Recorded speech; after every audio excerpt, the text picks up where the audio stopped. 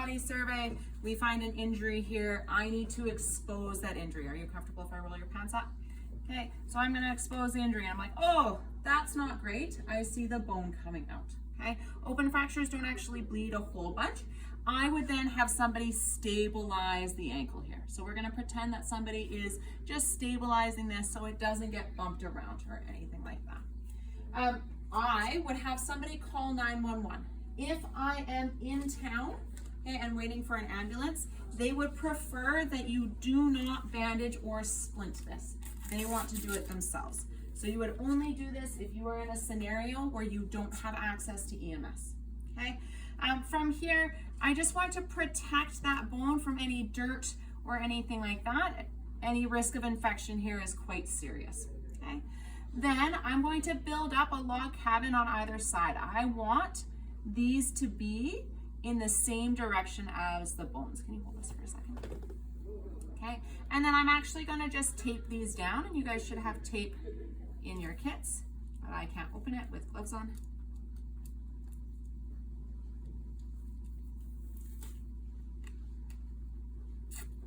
Okay.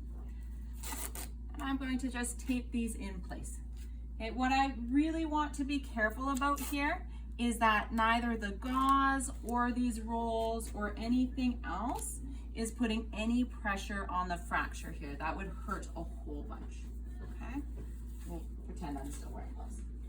From here, I'm gonna take a broad bandage, and remember, I've still got somebody supporting the ankle there, but I'm gonna open up my broad bandage here.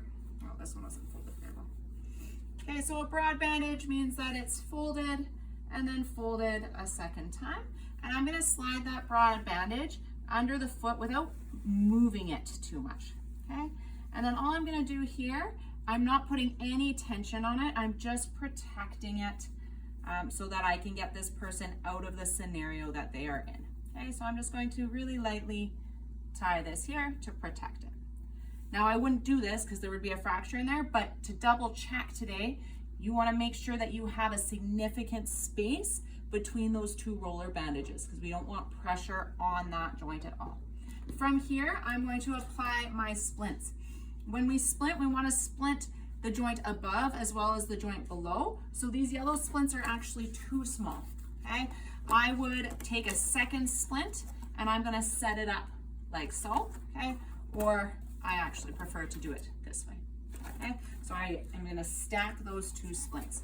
From here, I would have my other partner, okay, just gently lift this leg so that I can slide this splint under with as little movement as possible. And we want to get this all the way up. And you can see it kind of just got stuck here. So I want to get this all the way up so that that foot is right at the bottom of the splint. Okay.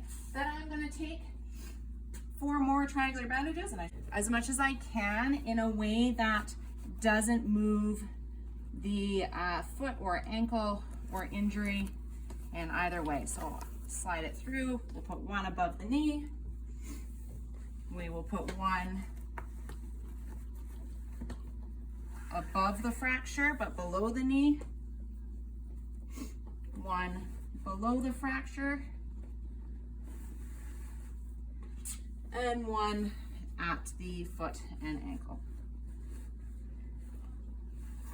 Okay, I want to, before tying any of these, I want to check circulation, so I can do that by sticking my fingers in and checking for temperature, color, things like that. You could, in theory, also take the shoe and do a capillary refill, but that's usually not necessary.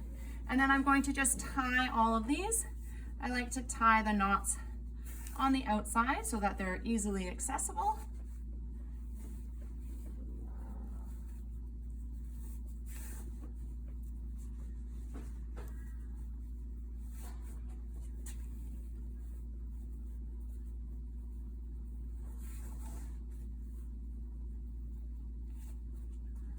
And then this last one is actually a figure 8. So I'm going over the foot, and then I'm going to stabilize at the bottom here as well. So I cross on top so that I can stable. This person is not walking out with an open fracture, right? So that knot can be on the bottom.